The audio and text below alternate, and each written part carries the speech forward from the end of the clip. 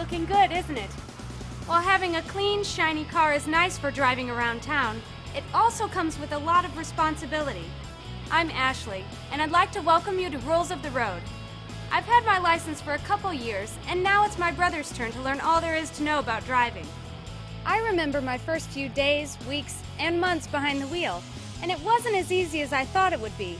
So I thought I'd make a video of my brother Adam and a couple of his friends, Molly and Kim, on their journey to obtaining a driver's license. With the help of my dad and the parents of Adam's friends, I'm going to teach you the rules of the road that you need to know to become a safe and skillful driver. Enjoy the ride.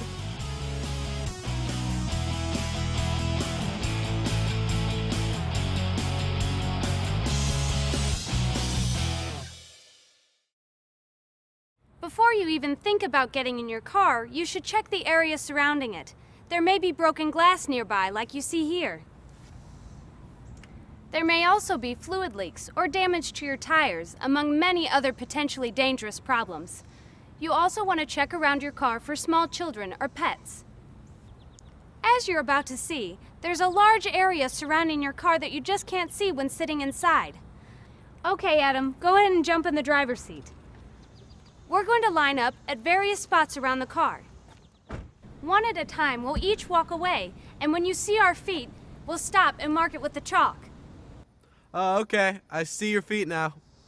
We'll do this all the way around the car, and then connect the points to show how much can't be seen from the driver's seat.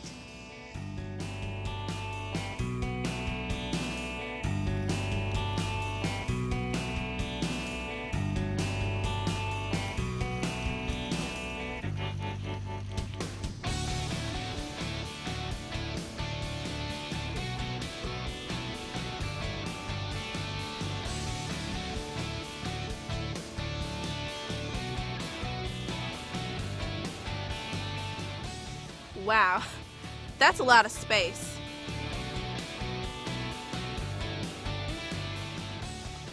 Hey, Adam, close your eyes for a few seconds. Okay, Molly, you sit here. Kim, come with me. And Kim, you sit here. Okay, Adam, you can open your eyes. Tell me if you can see Molly or Kim. I don't see them. Where'd they go? Get out of the car and take a look around.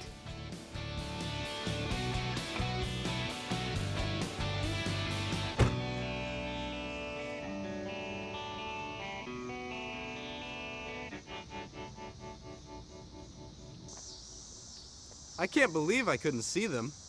Even though they were sitting, they're still pretty big. This is why it's important to always look around your car before getting in. You can't just assume you're clear of danger. Try this exercise yourself. You'll be surprised how much you're missing. Now let's take a look under the hood. Adam, go ahead and pop the hood for me. You got it.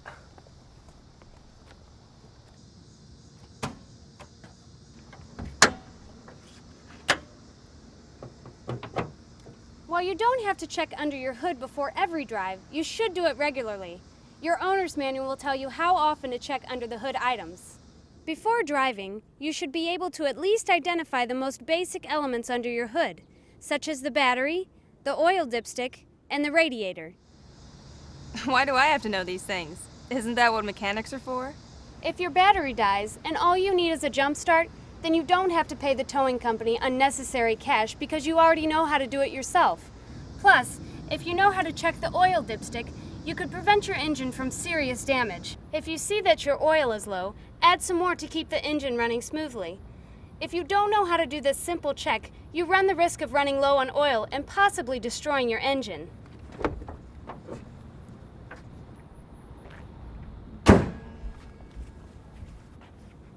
You also need to learn how to use a tire gauge to check your tire pressure. Improperly inflated tires could lead to a blowout, causing you to steer out of control. Underinflated tires could also result in your vehicle getting fewer miles per gallon of fuel. Check out the basic car maintenance bonus section to learn more about tire pressure and other vehicle maintenance. Once you've made all necessary checks outside of your vehicle, it's time to get inside and do the same. So, are you ready for your first lesson? You bet.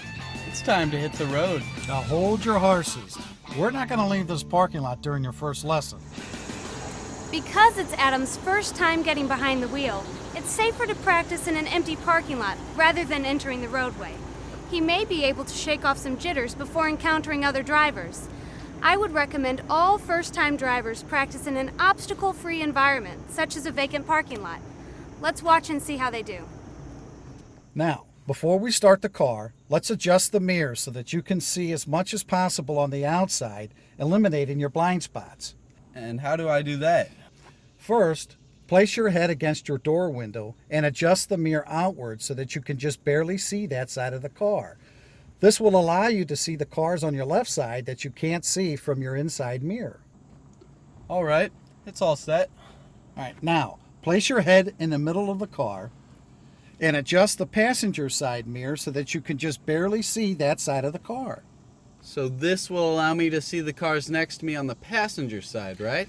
Exactly. Now all you have to do is adjust the rear view mirror.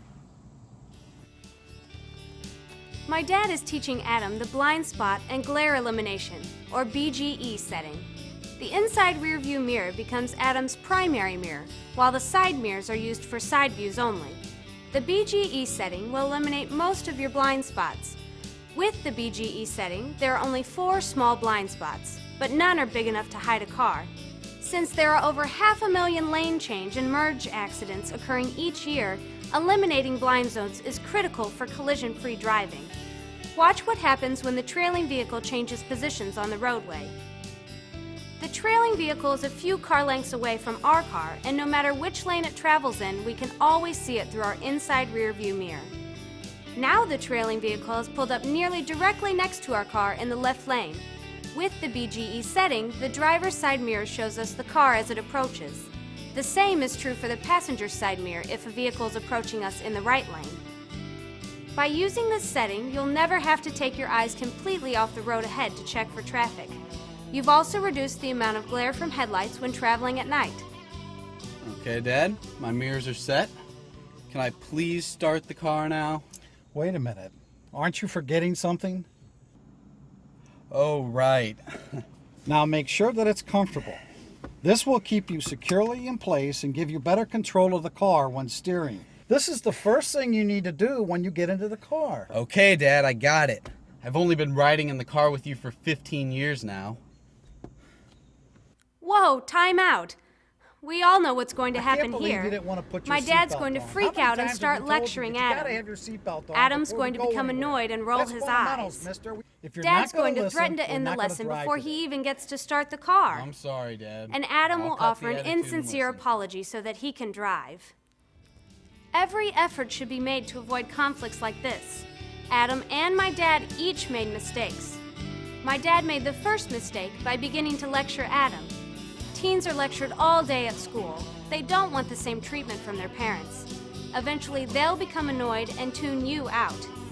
Adam shouldn't have snapped back at my dad, especially by saying that he's watched him for 15 years. So what? Chances are you've watched your parents make mistakes for 15 years. You may have picked up their bad habits. You've seen a lot of driving, but you don't know nearly enough to dismiss your parents. Because you've watched drivers making errors for years, you need to start with the basics, like wearing your seatbelt. My dad stressed wearing a seatbelt with good reason. The stats don't lie. According to the National Highway Traffic Safety Administration, 2/3 of all passenger vehicle occupants killed in car crashes weren't wearing seatbelts. Seatbelts reduce the risk of fatal injury by 45%, and teens have the lowest seatbelt use rate of all drivers, with a rate between only 70 and 79%. There's not one good reason not to wear a seatbelt, so be safe and strap up. Hopefully, Dad and Adam have had a chance to calm down by now. I'm sorry for lecturing and yelling at you. Let's put it behind us and keep on going. Sounds good, Dad. Okay, it looks like you're in park. Go ahead and press the brake with your foot and start the car. But before you turn the key the whole way, do you recognize any of those warning lights? Yeah, that's the warning light for my airbag, and that's the one for my check oil level.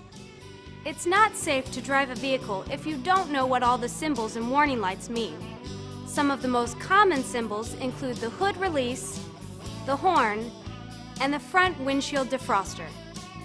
Some of the most common warning lights include the battery warning light, the low oil pressure warning light, and the seatbelt reminder.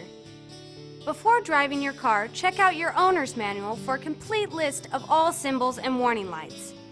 Please take the time to learn these simple symbols and warning lights before driving anywhere. You need to know what they mean so you can take the proper action. What was that? Oh, a few books I had in the back seat. They shouldn't even been up here. They should have been in the trunk. It looks a little rough out there. His initial problems with braking remind me of one of the most important factors of driving, vehicle balance. Vehicle balance refers to the vehicle's weight distribution on the tires.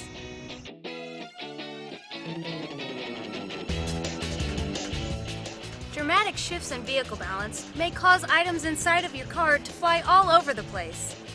These flying objects could easily distract you and interfere with your driving mechanics. That's why you should always keep loose items in your trunk. New drivers typically have difficulty maintaining proper vehicle balance, which results in a large number of accidents. Accelerating, braking, cornering, or any combination of these actions causes a shift in vehicle balance. Watch what happens as I accelerate.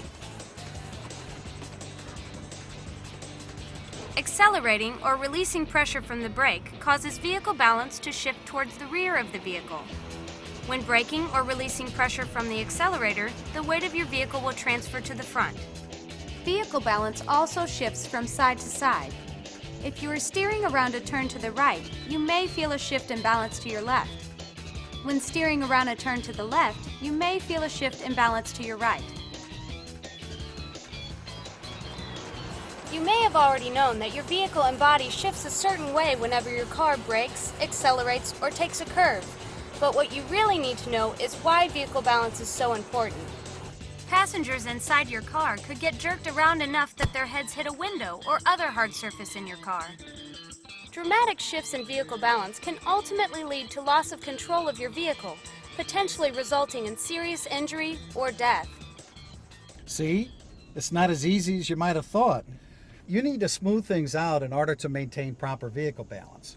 And how do I do that? Well, it all starts with proper seating behind the wheel, and I think we've got that pretty much covered. You've got your seatbelt on, your shoulders are square with the steering wheel, and the top of the steering wheel is aligned with your shoulders. And you've allowed at least 10 inches between your body and the steering wheel. To reduce the risk of injury if the airbag deploys, right? That's right. Now, do you know where your hand should be on the steering wheel? At about 10 and 2 or 9 and 3. Exactly. This improves your steering stability. Proper seating is so important, Adam, because it allows you to comfortably see the road ahead of you and detect shifts in vehicle balance through body movements. All right. I think I'm ready for another try. Now hold on, Adam. I noticed a problem with your footing while we were driving around in the parking lot, and I think this is the most obvious reason for your shaky start. What? It's not like I'm driving with both feet or anything. No, but you were completely lifting your foot when moving it from the brake to the accelerator and vice versa. Now, go ahead and put your foot on the brake. Now, instead of lifting it, keep the lower half of your foot in place while you pivot back and forth between the brake and the accelerator, using only the upper half of your foot to press the pedals. With this pivoting method, you can make fine adjustments in pedal pressure, eliminating some of your jerkiness. It feels like a pretty smooth transition. Exactly. Okay, now cover the brake and go ahead and put the car in drive. We're going to work on your acceleration. The key here is light acceleration. Now do the pivot and move your foot from the brake to the accelerator, pressing it lightly to gradually increase your speed. Now, do you see how that works? It minimizes the shift in weight, keeping the vehicle more balanced than it would be if you quickly push the pedal to the floor. Okay, so what about braking? I still can't get the hang of that. Well, it works just like acceleration, but you have to make sure that you use a controlled, steady approach. Now let's come to a slow stop. Push the brake slowly and steadily.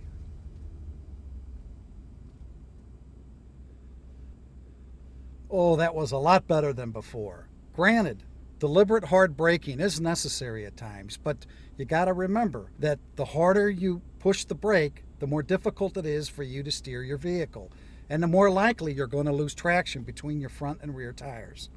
Now, let's go ahead and try that turn up ahead on the right. The key here is to complete your braking before the turn. Because braking shifts the balance of your vehicle, it is much safer to brake while your wheels are still straight. As you begin turning the wheels, you should no longer be braking. You'll have much more traction during the turn, and you can smoothly accelerate through the turn. As we continue to work on all of the things that we practiced already, you need to also identify targets in your path of travel. Targets? Path of travel? This is just new vocabulary for one of the most important concepts in driving: scanning. A target is a fixed object that appears 20 to 30 seconds ahead in your path of travel. Safe driving requires that you continuously search to the left and right of this target. This is called your target area. Take a look at an example. If you were the driver of this vehicle, you could decide to use an exit sign ahead as your target, since it's in your intended path of travel.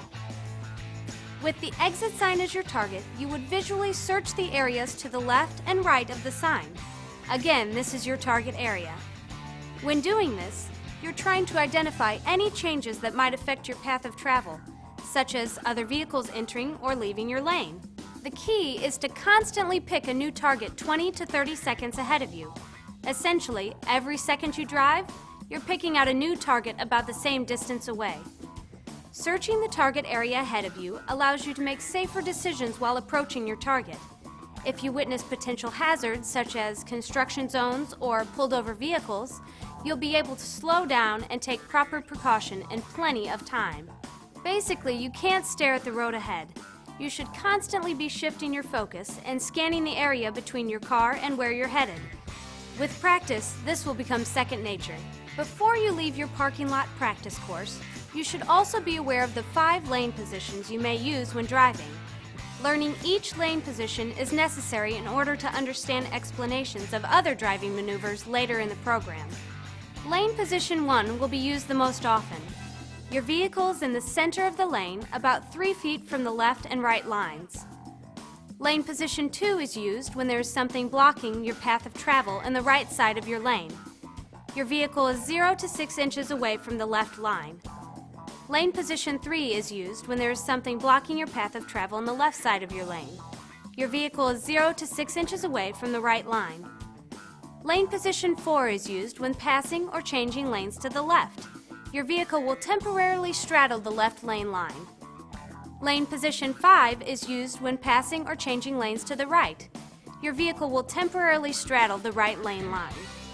Remember, lane position 1 is the most common and typically the safest position under normal circumstances.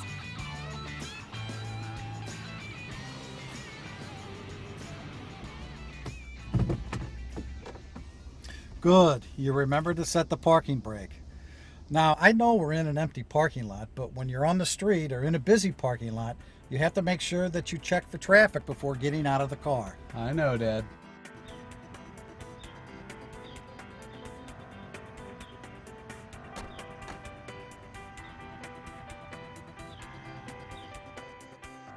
Well, it could have been a lot worse.